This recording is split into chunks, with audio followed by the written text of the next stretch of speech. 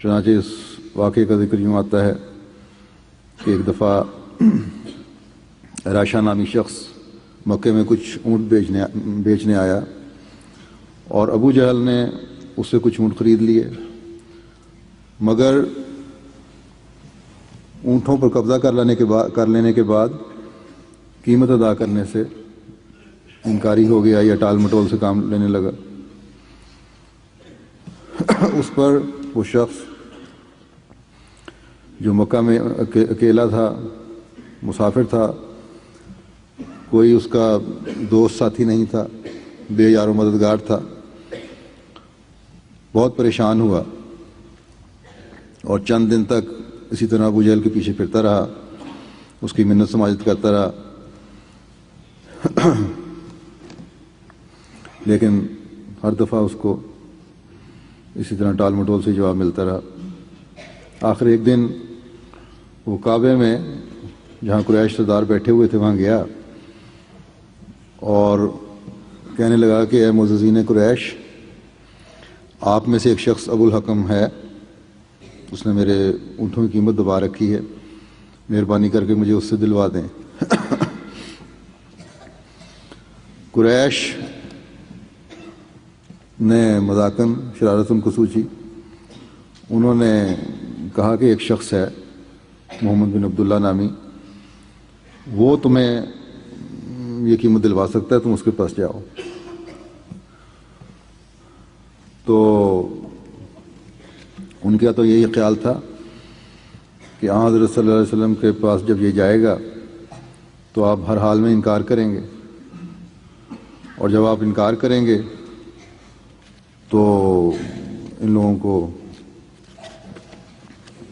ایک تو مذاق اڑانے کا موقع ملے گا، دوسرے باہر کے آنے والے لوگوں کو آپ کی حیثیت کا پتہ لگ جائے گا۔ بہرحال یہ راشا جب وہاں پہنچا، آن صلی اللہ علیہ وسلم کی خدمت میں حاضر ہوا،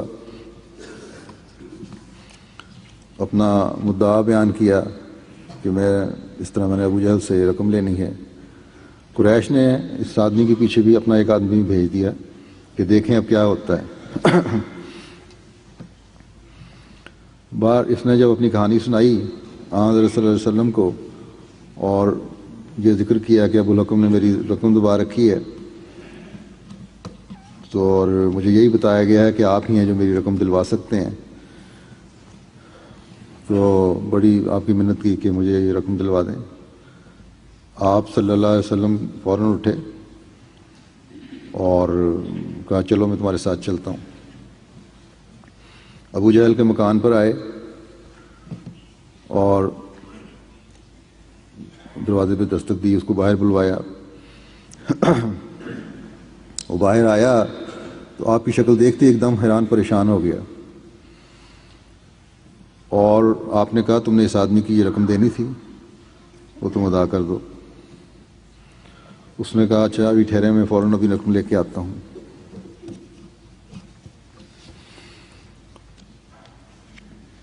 دیکھنے والے کہتے ہیں کہ اس وقت ابو جہل کا رنگ بالکل فک ہو رہا تھا۔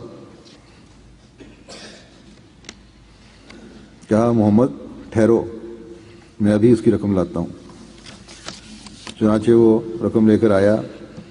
اور اسی وقت حوالے کر دی اس شخص کے، اور وہ بھی حضرت صلی اللہ علیہ وسلم کا شکریہ ادا کر کے چلا گیا۔ پھر وہ قریش کی مجلس میں دوبارہ گیا اور ان کا بھی شکریہ ادا کیا کہ تم نے مجھے صحیح آدمی کا پتہ بتایا تھا جس کی وجہ سے میری رقم مجھے مل گئی ہے۔ اس پر وہ بڑے پریشان سارے رؤساء جو بیٹھے تھے۔ پھر جب وہ آدمی جو ان کو پیچھے بھیجا تھا وہ جب آیا تو اس سے پوچھا کہ کیا ہوا تھا، اس نے یہ سارا قصہ سنایا تو بڑے حیران تھے یہ سب لوگ۔ تھوڑی دیر بعد ابو جہل خود بھی وہاں